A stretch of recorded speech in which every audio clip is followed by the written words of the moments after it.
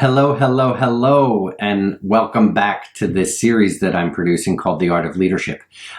Excited to continue this conversation and excited to dive into today's topic, the art of personal leadership, mastering personal leadership. As leaders, we want to help our organization grow. We want to reach our objectives, and we want to help those that we work with, those that we lead, to grow and expand. The first step in all of this is to master this art of personal leadership. We can't be a leader that is able to take our people on a journey if we've never been on that journey. We can't help them grow and expand beyond those places that we are working on and where we've grown and expanded, right? You wouldn't hire me to take you down the Amazon because I've never been there. I'm not reliable to get you there safely, nor am I reliable to show you the trappings or what's very beautiful. And so the best leaders are those that take on the discipline, the commitment rather, of developing themselves. So this idea of personal leadership, I think, is foundational to this conversation of leadership, because again, we can't move our people, our teams, our organizations to any place, any destination that we haven't first visited and done work on ourselves. And so I just want to share a couple of what I think are principles of this work of personal leadership and what the commitment and the day-to-day work looks like. First and foremost, I think it's really important that we all, as leaders, as human beings, trying to make an impact in this world and accomplish things, to take full 100% responsibility for who we are, what we have or have not achieved. Wayne Dyer has a quote that is always really stuck with me and I think about a lot. You'll forgive me, I'll probably paraphrase, but it is, we are the result of every decision we have and have not made. And that's sobering, right? Because if we're in a place in our lives that we're unhappy with, or if certain things have happened to us, a business colleague ripped us off, or you name it, so many things happen. It's hard to take ownership of those things, to take responsibility for those things. But in fact, that is our work to take on.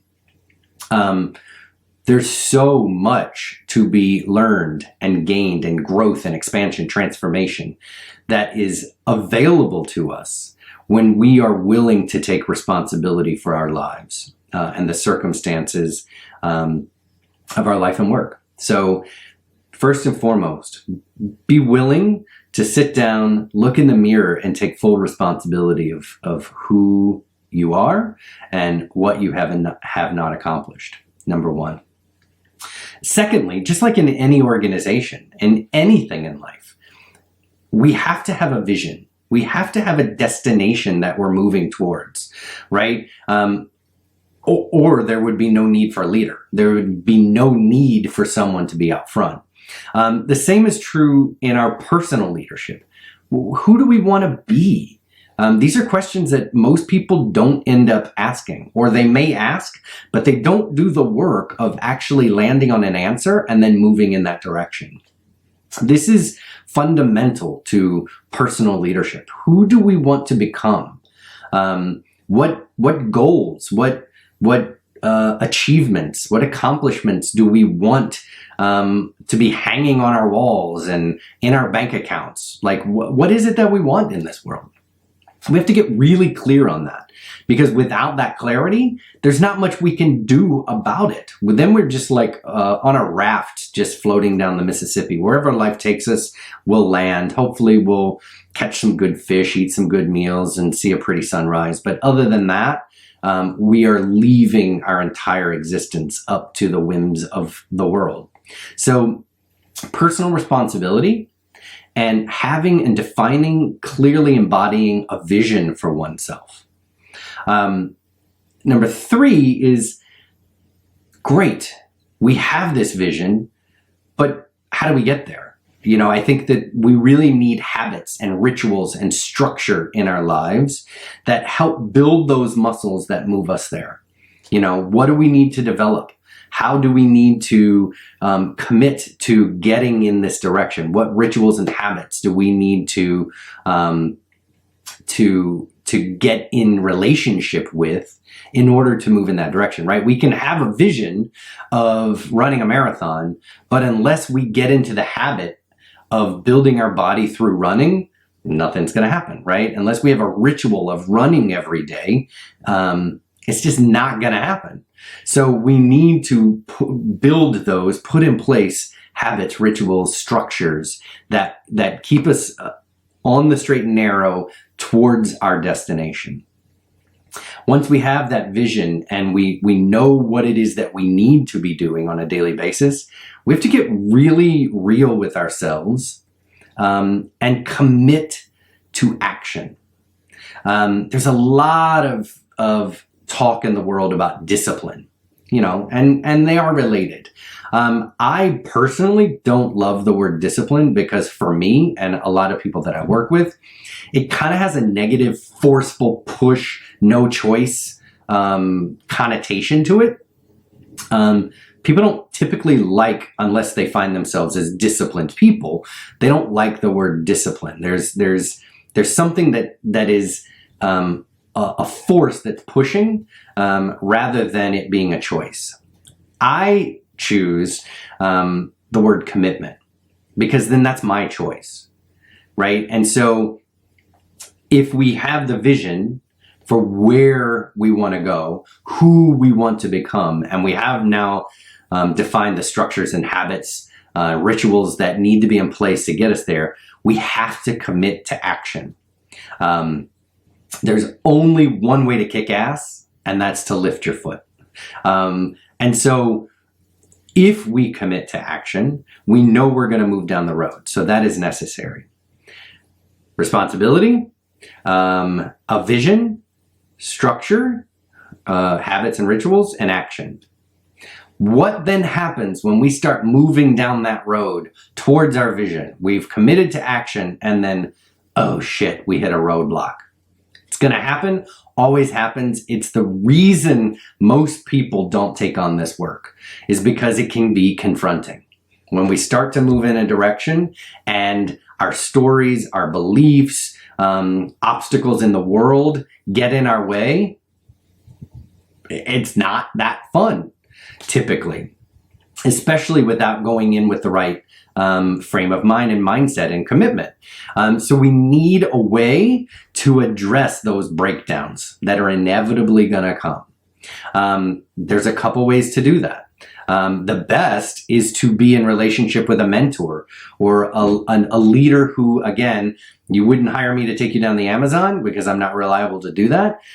You need a leader who has been down that path, that can show you the pitfalls and that can encourage you over those obstacles. So a mentor, a leader, a coach, a counselor, whatever it is that you need a way to address the breakdowns, the obstacles, the problems that are inevitably going to be confronting. While that is difficult work, that's where growth happens. That is the intersection of action and growth when we hit problems. So we actually want to hopefully reframe and celebrate those, as hard as I know that is, because those are the opportunities for us to stretch and grow and transform. So first off, take responsibility. Secondly, make sure that there's a vision. What do you want to accomplish? Who do you want to be? Third, have those structures, those habits and rituals in place to move you in the direction of your goals. Commit. Decide today that you are going to take the necessary action to get to that destination. That's what we require of the people that we lead, right? You know, this is what we do. We if they're not delivering the report or the project or the widget on time, we go to them and say, where is your commitment to deliver?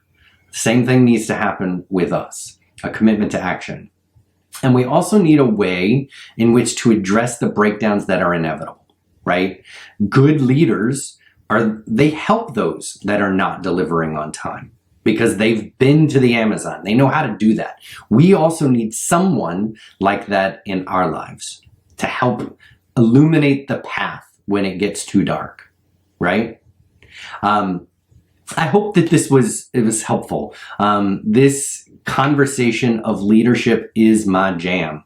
I love talking all things leadership, and it kind of all goes back to this idea of personal leadership, because the more work we do here, the more capable, the more capacity we have, the more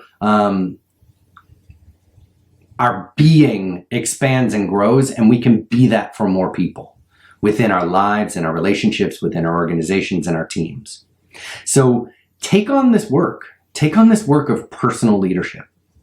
In subsequent, in a few episodes to follow, I'm going to talk about some other ideas with regards to personal leadership, because it is that foundational. Again, we can't be and do things for others unless we've been and done them for ourselves. I do want to make a quick plug, if I could. Accomplishment Mastermind, which I spoke about last week, is we're in month 4, I think, of the first iteration, and it has been amazing work. It's actually surpassed my expectations, and I know the 6 women that are a part of it are loving the work.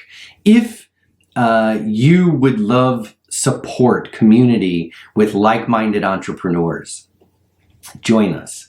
If you would like to grow personally and to dive into this work of personal leadership, which is the fuel that creates all of it, join us. If you want to grow and learn from the experience of others, nuts and bolts strategy stuff, marketing, sales, leadership, all of those things, join us. We meet 3 times a month and have very deep discussions on what it means to be a leader, a business owner, and to create the success that we want in our lives. We'd love to have you join us. Also, if you want to go even deeper, I have 2 spots available for one-on-one coaching. And if this idea of leadership in your own life and in the world is exciting, reach out. Let's have a conversation. Won't try and sell you, just love to talk. Looking forward to more conversation in this regard. Please let me know what you think about this idea of leadership. What philosophies do you live by? What questions do you have? What do you disagree with? All are fine. And let's just get into a meaningful conversation. Wishing you the best week and can't wait till we speak next week. And have a great day. Bye-bye.